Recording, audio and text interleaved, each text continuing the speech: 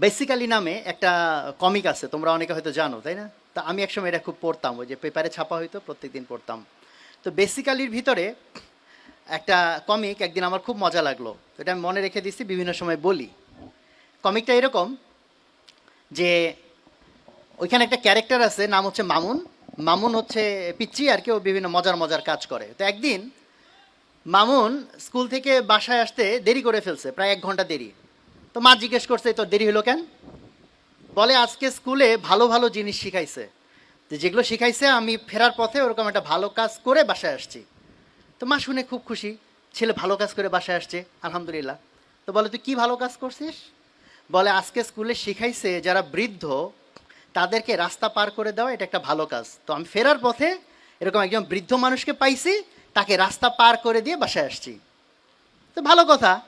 কিন্তু মা বলতেছে যে তো এইটুক করতে তোর 1 ঘন্টা কেন লাগবে? বলে আরে বুইরা তো পার হইতেই চাইতেছিল না। তো কাহিনীটা আসলে এরকম যে ওই বুদ্ধ লোকটা অনেক কষ্ট টষ্ট করে রাস্তা পার হয়ে উল্টা পাশে একটু রেস্ট নিচ্ছিল, আর মামুন রাস্তার মধ্যে একটা বৃদ্ধ পাইছে, বুড়া পাইছে। আর আজকেই মাত্র টাটকা শিখছে যে বৃদ্ধ কাউরে পার করে দিলে কি হবে, ভালো কাজ হবে। তো এখন বুড়ারে টানে, বুড়া যাবে না, এইরকম টানা টানি করে অনেকক্ষণ মারামারি করে বুড়ারে রাস্তার ওই পাশে রেখে বাসায় আসছে। আমি যদি ইন জেনারেল তোমাদেরকে জিজ্ঞেস করি যে একটা বৃদ্ধ লোকরে রাস্তা পার করে দেওয়া এটা কি ভালো কাজ না খারাপ কাজ? ভালো কাজ।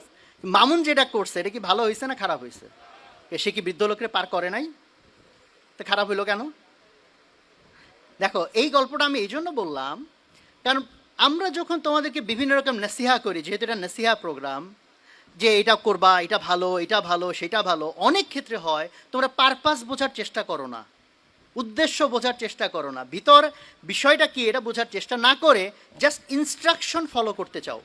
তো শুধু ইনস্ট্রাকশন ফলো করতে চাইলে দেখো ভালো কাজ করতে গিয়ে খারাপ কাজ হয়ে যেতে পারে। এই বুড়ারে যে পার করছে সে, এটা কি ভালো হয়েছে না আলটিমেটলি বুড়ার জন্য খারাপ হয়েছে?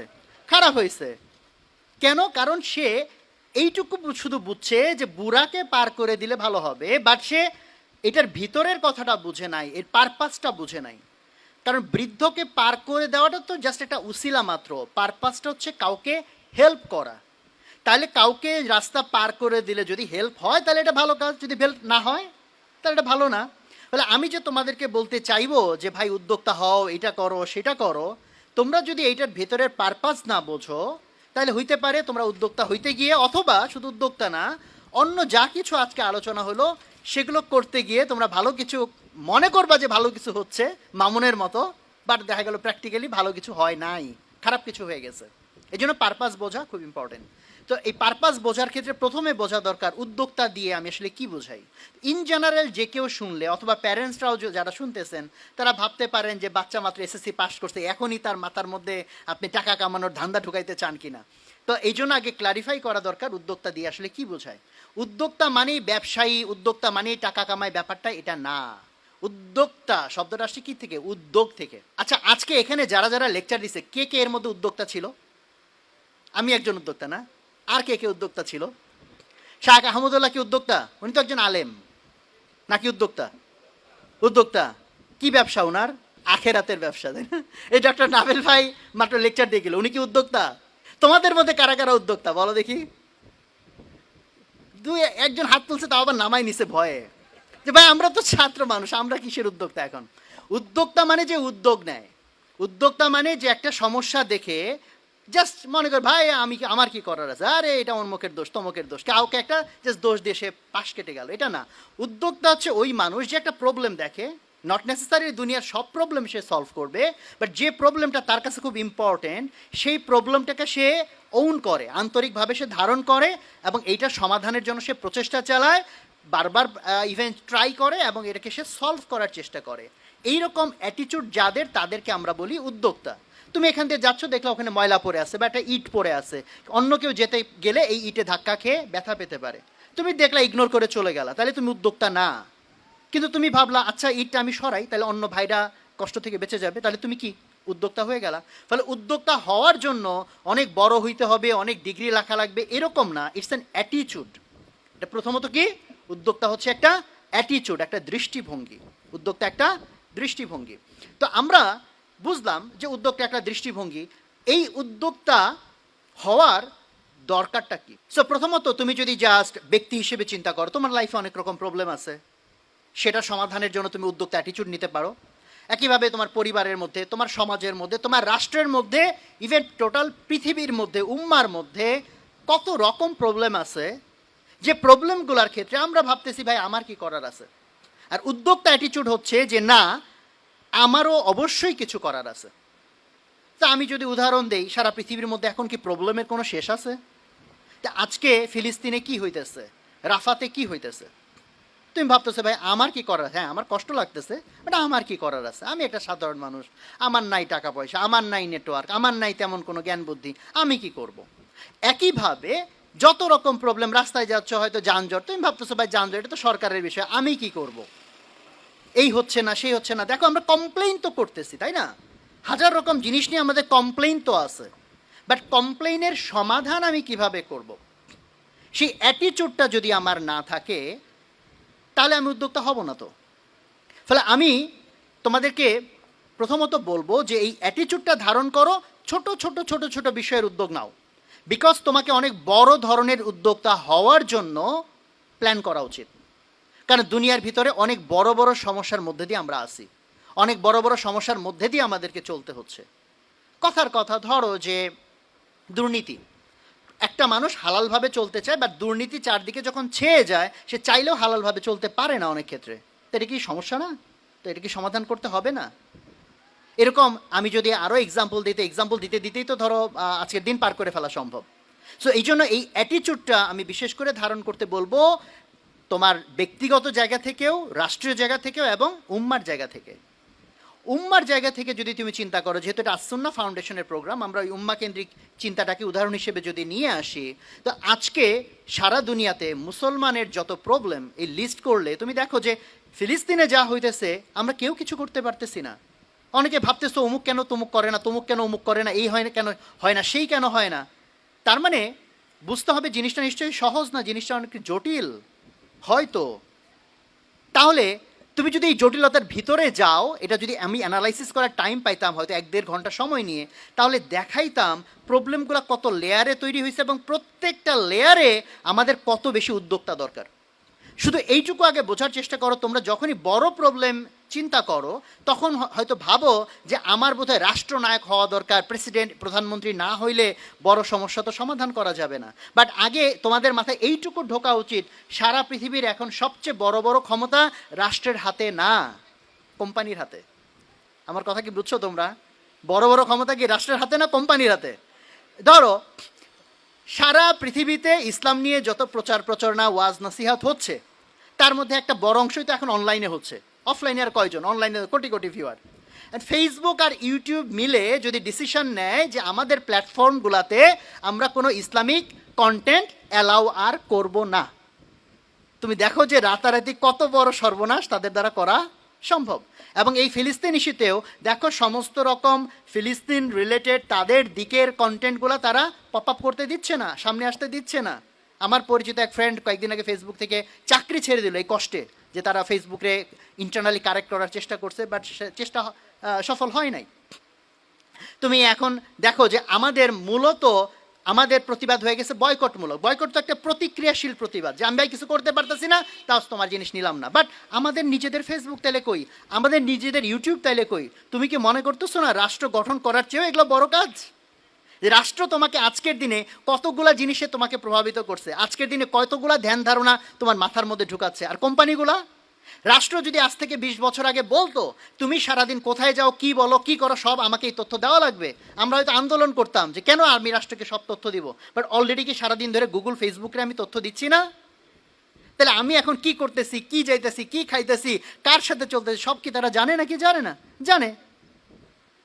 তো প্রযুক্তির জায়গা থেকে বলো, সমস্তগুলো জায়গা থেকে বলো, যত রকম প্রবলেম সেটা দেখো, সেটা সমাধান। ধরো তুমি বলো যে আমার ইনকাম হারাম, যেহেতু এটা আমি একটা এক্সাম্পল হিসেবে দিলাম, ভাই চারদিকে সুদী ব্যবস্থা ইত্যাদি ইত্যাদি, সারা পৃথিবীর এই যে ধরো মনিটারি কন্ট্রোল, এটা রাষ্ট্রের হাতে যতটুকু, তুমি যদি অনেক ভিতরে যাও দেখবা এখানে বিশাল একটা অবদান কোম্পানিদের। The corporations. ফলে এই রকম জায়গা থেকে আমি বরং তোমাদেরকে উদ্বুদ্ধ করতে চাই, তুমি যদি মুসলমান হও, উম্মার কষ্ট যদি তোমার মধ্যে অনেক পেইন তৈরি করে থাকে, তাহলে আমি বলবো তোমার উদ্যোক্তা অ্যাটিটিউড তৈরি করে এখন থেকেই ধাপে ধাপে ছোট থেকে আরও বড় উদ্যোগ নেওয়ার মতো অ্যাটিটিউড এবং অভ্যাস তোমার তৈরি করা উচিত, যাতে উম্মার প্রয়োজন সবচেয়ে বড় বড় যে কাজ দুনিয়ার মধ্যে হওয়া দরকার সেই কাজগুলো তোমার দ্বারা হয়। সো এখন এইটা জায়গাটা আমি পারপাসের জায়গাটা ক্লিয়ার করার চেষ্টা করলাম। সো অনেকে মনে করতে পারি আমি উদ্যোক্তা হব সো দ্যাট আমি অনেক বড় টাকা কামাইতে পারি, আমি অনেক বড় ফেম কামাইতে পারি, তাহলে তো আমি বলবো ওই মামুনের মতো হয়ে যাবে, ভালো হইতে গিয়ে খারাপ হয়ে যাবে। সো আমরা টাকা কামানো বলো, ক্ষমতা কামানো বলো, যা কিছু হোক সেটা আমরা যদি কামাই, আমাদের নিয়ত হইতে হবে এটা আল্লাহর রাজি খুশির জন্য, উম্মতের কল্যাণের জন্য। জাস্ট এটা আমার অ্যারোগেন্সের জন্য না, আমার ভাব মারার জন্য না।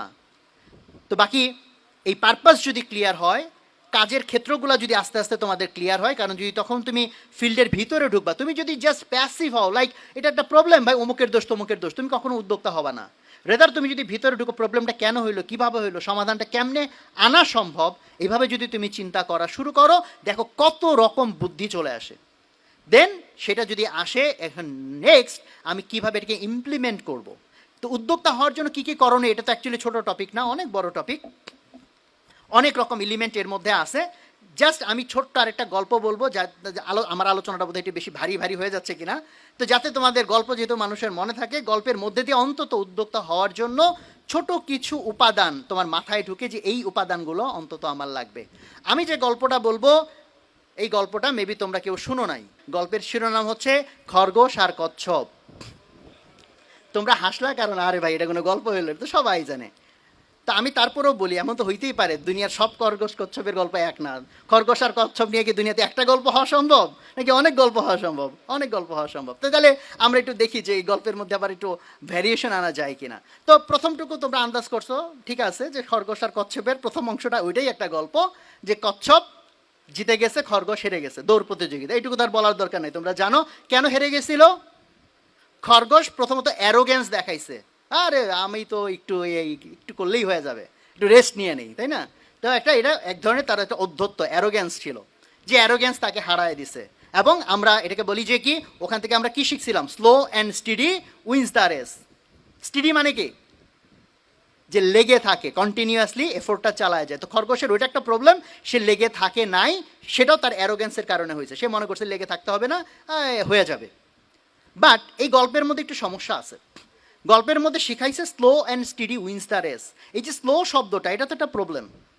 আজকের জামানা যে গতিতে আগাচ্ছে, তুমি যদি স্লো হই, উদ্যোগ একটা নিতে 30 বছর পার করে ফেলাইলাম, এটা দেখি কাজ হবে? হবে না। তাহলে গল্পের একটু মেরামত দরকার।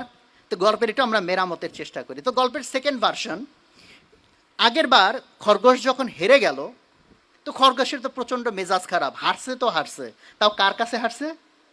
কচ্ছপের কাছে আসছে। এটা কিন্তু মানিজ্যতের বিষয় না। এই জন্য সে যে কচ্ছপকে আবার অফার দিল যে দৌড় আবার হবে। তো ঠিক আছে, দৌড় আবার। তো এইবার কি খরগোশ মাঝখানে গিয়ে ঘুমাবে তোমার মনে হয়?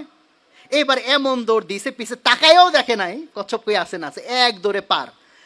গল্পের এইটার একটা দ্বিতীয় পর্যায়ে, এই পর্যায়ে আমরা শিখলাম যে slow and steady wins the race কথা ওইটা ঠিক ছিল, এটা আগের আমলে।